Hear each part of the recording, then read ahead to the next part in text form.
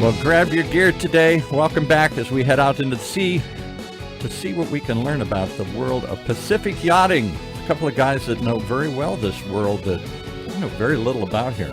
Let's start with our host, Joe Berkman. Hello, everybody, again. And today, my guest is Bunker Hill.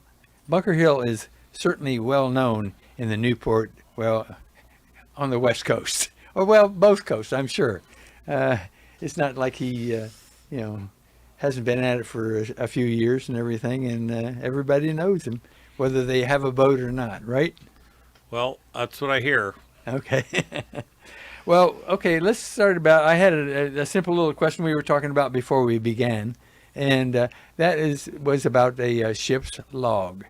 And Paul here wanted to know what a ship's log is. I see old movies about sailing ships or something, and the captain's writing down his notes daily or something here. Is that what it is? Just their voyage, or is it the conditions of the sea? Basically, that's what it is, but there's an awful lot of stuff in that log. Yeah, okay. Yeah, logs can be kept relatively simple or become very complex, and typically it is something that is filled out at the start of a voyage with your current location, where you're departing from, where your intended destination is, who's on board, and so on our own personal boat, we would write our location, where we're leaving. I would make a log entry as we cleared the jetty. I would make a log entry generally every hour as to the weather, sea conditions, anything that may come up. I would do an engine check every hour. So because I don't keep a specific engine room log, I would note anything that came up. Somebody's phone is ringing there. Joe's looking around here. I think it's Bunker Hill's getting a request immediately here for. It might have been. So I only got two more questions. I'll try and be quiet here, but this is fascinating me because why? I guess you're going to laugh at me. Why keep a log at all? I mean, is it just for maintenance purposes, or why do I need to say every hour I cleared the jetty or something here? Why would I do that? Well, it's a historical data, of what's going on your voyage, and that you might need to know at some point in time that at a certain period of engine hours running for an hour and a half or whatever, that your engine starts to have problems, or you have other things that come along. It's something that, what the origin of it is, I can't really speak to, but that was something I was trained to do when I was young. When you really went to sea, we didn't do it on every time we left the harbor to go water skiing or anything like that, but certainly is something that's been done for a long period of time. And as I said, some get more complex. So you're recording engine data, your location. Now with GPS, we just write down our GPS coordinates where we are when we do that. And Joe had a great question. Do you literally do it by hand in a book? Yes, it's book written. And I happen to own a vessel that is a little over 100 years old. Oh, wow. And I have log books that go back to its first days on the water. Wow. Back into 1925. That's a hell of an accomplishment right there, because that's a good thing about in buying a boat or dealing with another boat or being on a boat or something like that. That's going to tell you a lot that you might want to know at some point in your voyage. And nowadays I think people find that, the owners should find it very useful. I mean, when you're keeping track of things that on your voyage and everything, whatever you're doing and things that you note and make note of on the log, then when you come back in, you talk to, a maintenance place or something like that and say, hey, what would this be the cause of or whatever? And then they say, well, bring your 80-foot boat over and we'll take a quick look at it and things like that. But no, it's very useful to have. But am I the only one amazed that you're still doing this by hand on a paper book? Well, keeping in mind, in a lot of cases, it's easier and quicker to do it than if you're on a sailboat, than to have some computer that's there that doesn't have the proper power. The boat may not have That. I But picture yes, everything's on a phone app these days or something. yeah, you don't always have phone connection unless you have more modern electronics or Starlink or something that will allow you to do that. So, yeah, it's generally done in paper form, and then the books are kept with the boat and often passed along to the following owners, as in the case of my vessel. Stress beyond that just a little bit here. How often do you deal with naval architects? Just out of your own curiosity, or in say be an individual situation? Naval architects or also naval engineers, Right. Because a lot of naval architects don't really do the engineering. We deal with them probably a half a dozen times a year on various questions, and sometimes it's not real in depth. It's just I just got an email from overseas on the roof structure of a vessel today that I was reading through. So there's would be one case in point. And somebody wanted to tweet. I don't think we correctly identified what it is that you do. Okay, so I'm a marine surveyor, and what we do is we do vessel inspections primarily in our firm for pre-purchase evaluation. We do insurance renewal work. The underwriters who carry most of the liability for the vessel want to make sure that the owner's taking good care of their vessel. And then we will get involved in some insurance claims from time to time. We will do some consulting. I have worked with clients that are building boats, and we will work in hand with the boat builder, or help the owner understand that he may want things differently than they are offering to do them. Now, what range of boats would you bother or make the effort to survey, like a small electric boat? Or how large would you go? Well, on the lower end of the scale, our target market isn't a Duffy electric boat or a 13-foot whaler. However, I often share the story of a gentleman called me one day, and I had surveyed multiple boats for him, multiple boats for his son, and his grandson was buying a 13-foot whaler, and he said, "Bunker, I'm sorry to ask." And I said, "Where is it? When can I look at it?" So in order to keep that client happy and in the fold, would I go do that? Yes. Do I want to? That's not a target market. As far as how big, here in California, we tend to see things up to about 130 feet. Beyond that, there's just not a lot of product around that's that size.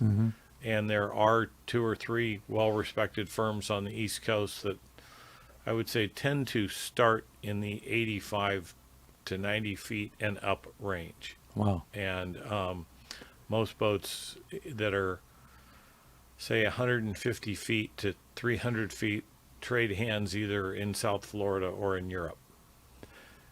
There's a vessel that comes into Newport occasionally, and he's 290 feet long. Would you ever deal with a boat like that? Sure.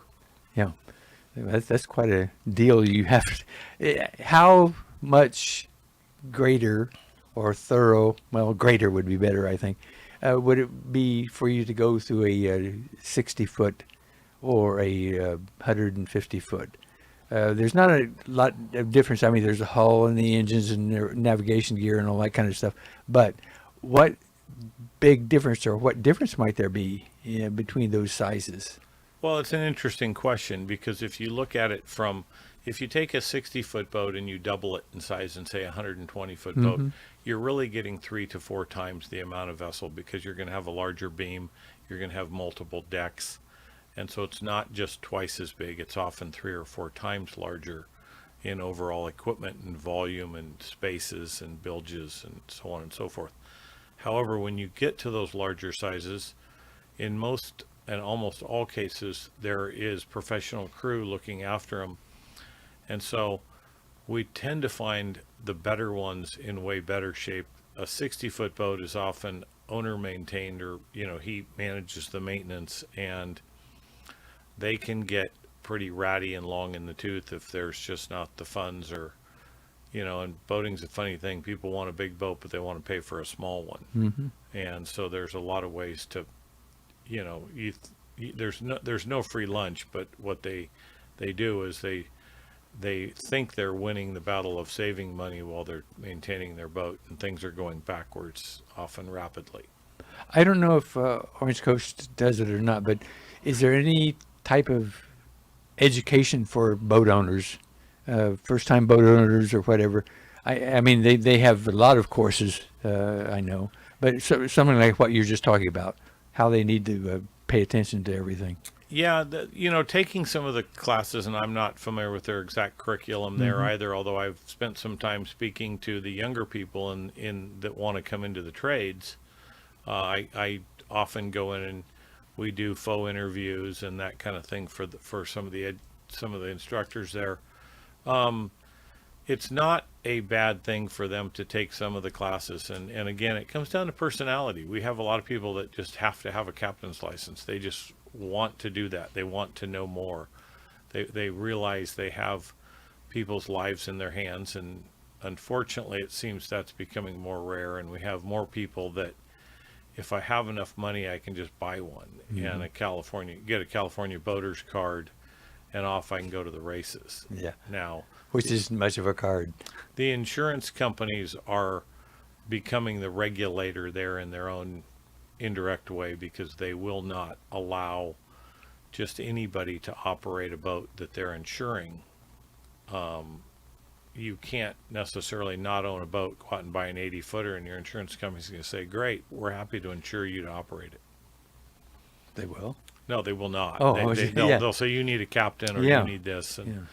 and that's in marine insurance and their vision of keeping the asset safe or protected is becoming. They've got a much closer eye on that today than they have in the past. Then they're And protecting. somebody wants to know, do you need a captain's license for everything? If I go out in a 30-foot boat or a 300-foot boat, is there a difference? Yes, there is. Typically you don't really find in a 30-foot boat range. You're not required to have a captain's license necessarily, unless you're operating a vessel professionally. Now, if you have one as a private operator, it may help you be able to operate a larger vessel without having crew. There's a range of licenses too, like 6-pack up and everything. Yeah, and they get into tonnage, and it you have a 100-ton, 200-ton, 500-ton, and all the way to an unlimited any tonnage, any ocean type of license. Mm-hmm. Now, you mentioned something a moment ago, trades. How often do you talk to classes or groups or whatever as far as getting into the trades, or should you get into the trades, and what do you talk to them about? I talk to them once or twice a year, depending on how often it's requested by one of the instructors at Orange Coast College. I talk to individuals that call me, or I run across quite regularly, and really what I talk to them about is to be successful, you have to keep your client first. And what I mean by that is that owning a boat is not for the weak of heart. It's financially expensive. There's a lot of people there's some very skilled tradesmen in our industry that are terrible businessmen. Yeah. And they don't show up That's when they say they're unfortunate too. Yeah. Yeah, they don't show up when they say they're going to. They don't have the courtesy to make the call.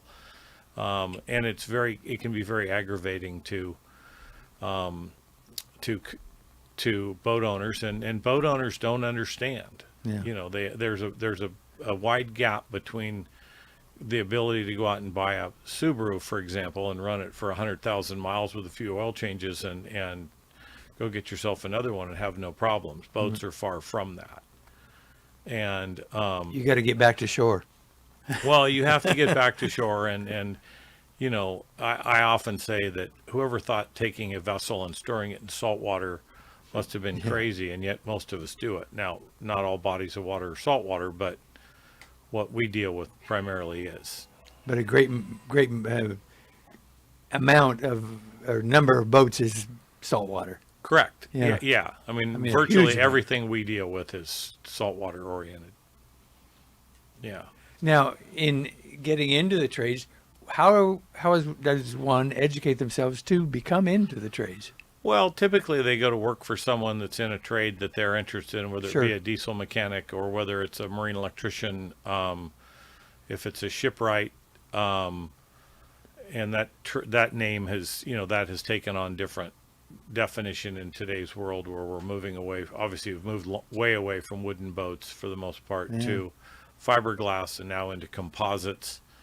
And What does I don't know what a shipwright does. I've heard the term. That's the guy that actually repairs the boat or something, or builds yeah, it? a shipwright would be someone in the olden days, if you will, that would be qualified to build a wooden vessel or do extensive repairs, replace planks, build frames, steam bend a curved frame, those kinds of things. Now, there's that obviously being something of the past, although there's still some of us fools that own wood boats.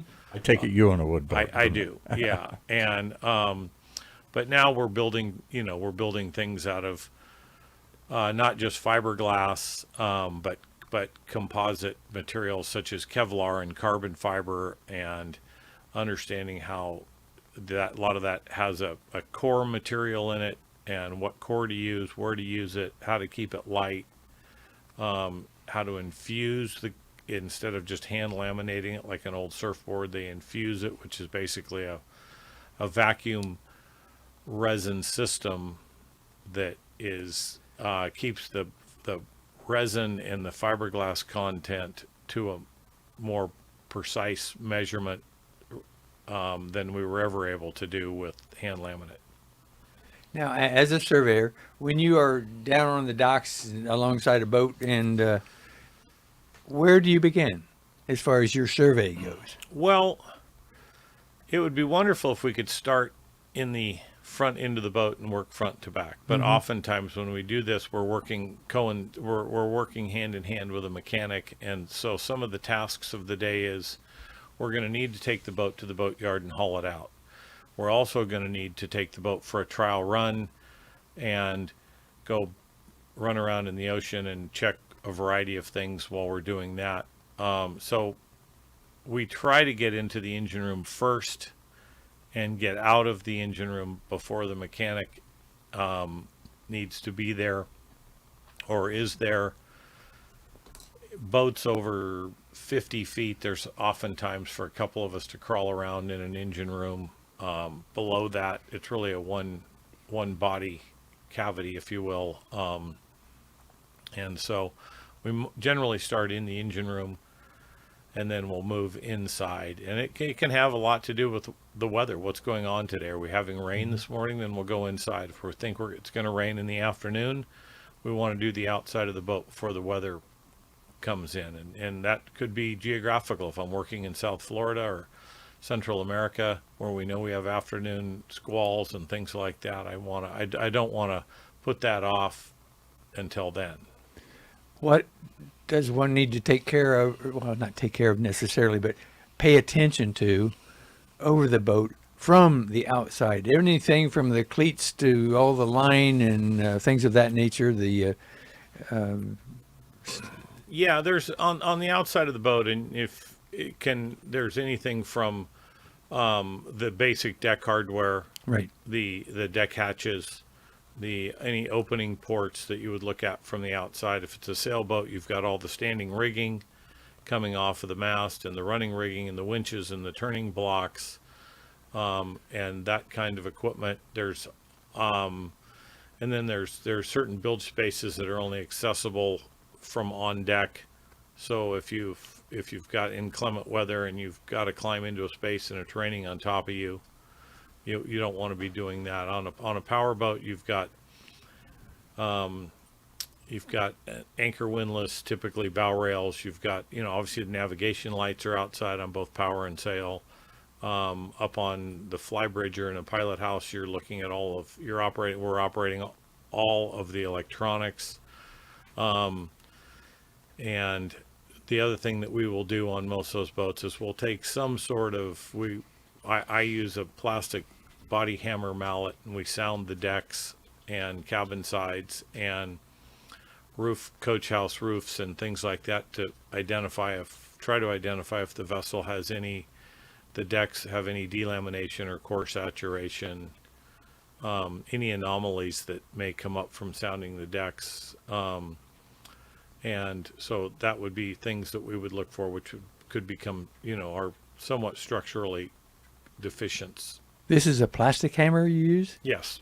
I not that I would know, but I haven't really paid much attention to the tools as often as I have in the past. But so there are things that the boat owner could, not as a surveyor, but for their own curiosity, do things like that. Now, what other things beyond testing the hull and things like that you mentioned should they pay close attention to, and how can they pay better attention to?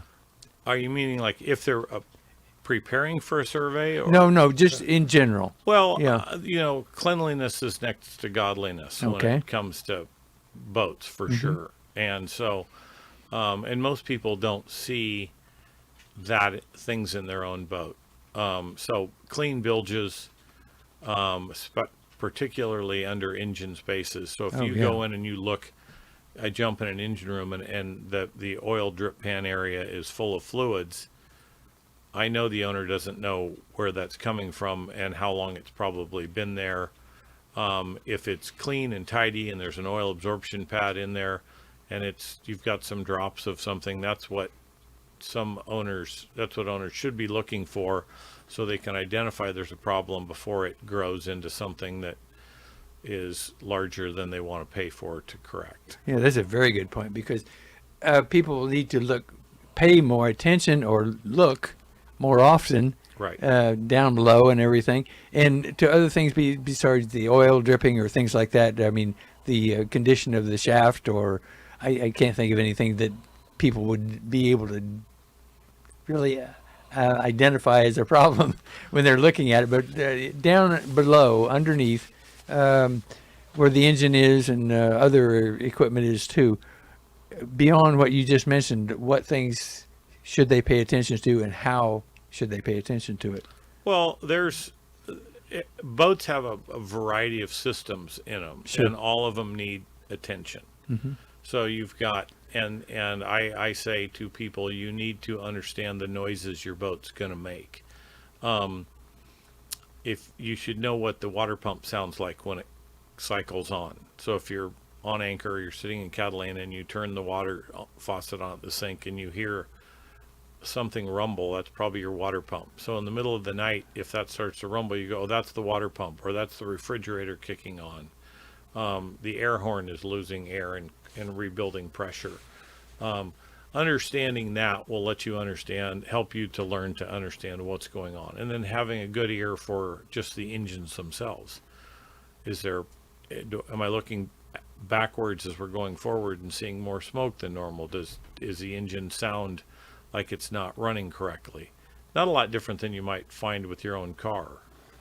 You get in it and something sounds funny to you, or there's a rattle or something wasn't there before. Those are things that a boat owner should be in tune to. How's the steering feel? Does it feel like it's normal? Are you getting the response from the helm that you should be getting? And if not, then most steering systems these days are hydraulic. So have I put fluid in it? Have I checked the fluid? There's just the list goes on and on. How things. sophisticated, though, are most boat owners? I'm assuming the boats you deal with, there's like 80 foot, 100 foot, whatever, big boats, big cost to run these things. But I picture kind of just people buy them and don't really know what they're getting into or know what they're doing. They wouldn't know what the engine should sound like. Well, that's correct. And unfortunately, it's becoming more and more common that, and particularly in our local area where there's enough wealth that you can afford to have an item like this and afford not want to be bothered with checking it out. And they don't check out anything. They take their Mercedes to the local dealer. They don't worry about why their grass is green because their landscaper's taking care of that. But when you leave the dock on a vessel, and if you're operating it, and I'm just speaking of the standard pleasure craft where the owner would be the operator, you have the life of everybody on board in your hands. And so you should know enough about that system to be able to keep those people safe under normal conditions. Now, you were mentioning the various materials in the manufacture of the boat, the hull, and things like. Where does a boat leak? I mean, there are obvious places, but not everybody knows what obvious is and where obvious is. And then we go from the fiberglass and plastics and metals. How many metals are being used in manufacturing of the larger boats now? Mainly just a couple of them, right? Well, if you're looking at many mega yachts, if you will, and this is stuff we don't do a ton of work on, it's the hulls are typically steel and the cabins are aluminum. And that's pretty standard. There are some mega yachts. The big one that you see come into Newport is they're fiberglass. Mm-hmm. Because they were built locally here in the United States by a builder in Seattle that's how they build their boats. Europeans build most of the mega yachts in metal. But in your average standard vessel that's down here, 60-foot fiberglass power boat, you're going to have primarily stainless steel deck hardware and screws or fasteners, as we call them. There's going to be throughout the engine room, the engines are obviously mostly steel or iron. Lots of stainless steel is used. Your through-hole fittings are more often bronze than any other metal, and it's not pure bronze. None of these metals are pure. They're an alloy. Mm-hmm. So silicon bronze is typically the more preferred bronze that's used in marine applications. The shafts on most boats are going to be a stainless steel alloy. The common term would be Aquamet 22 is what we would see in most. Aquamet is a brand, mm-hmm. but they make a 19 and a 17, and being an alloy, that's just a description of what parts of that are, how much iron's in it basically, and other metals. In the propellers are often what they call nibral. We say they're bronze, but the nibral is nickel, bronze, and aluminum in an alloy that is that makes up the structure of the propellers. And two different manufacturers may not. Their recipe for nibral may be different than each other. A little bit more of one metal than another. The rudders are typically sailboats are often composite or fiberglass. Power boats are often stainless steel or cast bronze. Okay. Now, along that very line, the shafts, the props, the rudders, what things can a boat owner notice in the operation of their vessel in those three areas, especially? Yeah, in the shafts, the one thing they want to pay attention to is where the shaft enters into the boat. Mm-hmm. So there's some sort of a seal. We used to call them a packing gland because back in the 60s, that's what they were. Those packing glands are still in use today, but there's also dripless applications you can use. There's 2 or 3 different primary manufacturers of that. Keeping an eye on those, making sure they're not leaking, making sure there's not any excessive vibration at those areas. Rudders the same way. The rudder's got to come up through the boat, typically below waterline, and so you want to keep an eye on that to make sure it's not leaking and that it doesn't need to be serviced or resealed. And then keeping an eye on any of the through-hole fittings around the boat, seeing that they're exercised regularly, so the valve will shut in the case of emergency, but there's no breach of sealant or caulking that you have water leaking in, or fittings that have gone bad, thread leaking, a hose. So those are in the bilges. That's where the majority of the water will come from. There's other sources that can supply that, mm-hmm. poor deck hatches or seals. in older boats. When you bring an anchor up, a lot of that anchor, the water that comes off of the anchor chain or the anchor line just goes into the bilge and is left for the bilge pump it out. We're coming down to the last couple of minutes. I just got to ask one question as I sit and listen to you rattle off all these technical details about all the construction, all the things in the boat. How did you learn all this stuff? How did you get into this, and how did you learn everything from boat design and bilge pumps to navigation systems and what the boat should sound like? That seems like an amazing amount of knowledge that you've had to pick up.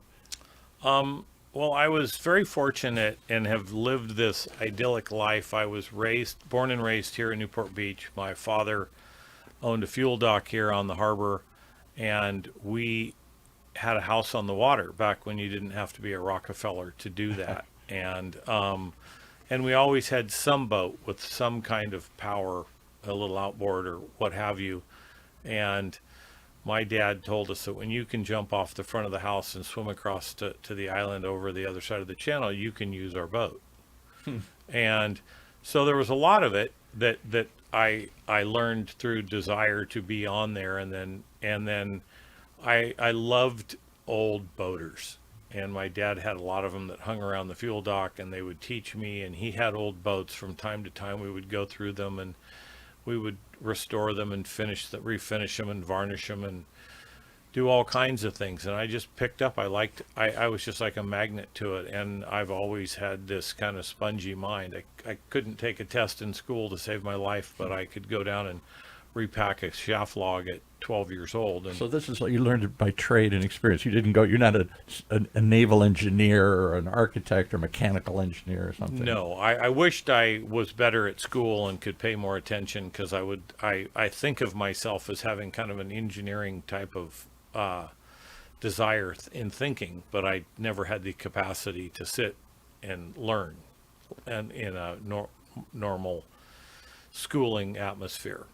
The fuel dock is still a hill business in Newport Beach, right? It is, yeah. Yeah. It's my nephew Carson is now owns and operates that, and he's the third generation, and doing a great job, I might add. Good. And it's a great place. So we had, having that idyllic life. I call it like the old TV show Flipper. We just didn't have the dolphin. You lived Flipper. I remember Flipper. I'm dating myself here. Well, I'm really pleased to have you here. Greatly pleased, I'm sure. And, I hope that we get a lot of questions from people out there. And what do people need to pay the most attention to on their boat? Quickly. I think safety gear. Mm-hmm. Yeah. It's understanding where things are, where your life jackets are, where your emergency gear is, where your fire extinguishers are. The things that, boating is kind of, it's a party world. We get on board, nobody gets on board without a 6-pack of beer kind of thing. And things can go awry very quickly. And operating the radio. Most people don't even know how to operate their radios on the Right. boat. Yeah. Knowing which channels to be on. I mean, we could do a whole segment on that kind of stuff. Well, again, thank you very much for being here. It's And great to be here. How do they reach you if somebody wants to learn more or have you come out and look at their boat or is thinking of buying a boat? How do they reach you? Really, Joe says everybody knows you, but we don't. So the best way to reach me and or my son is through our office at 949-646-3038, or on my cell phone 949-422-9563.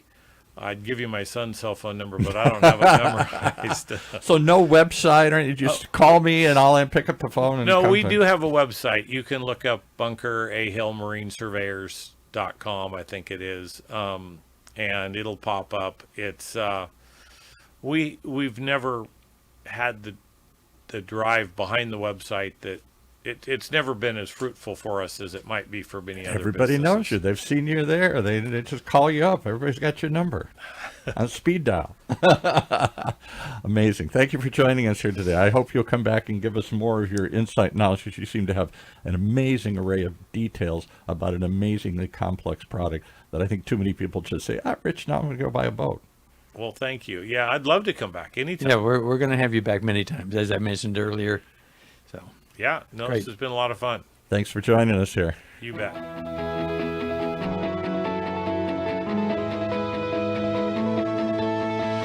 Well, there you go.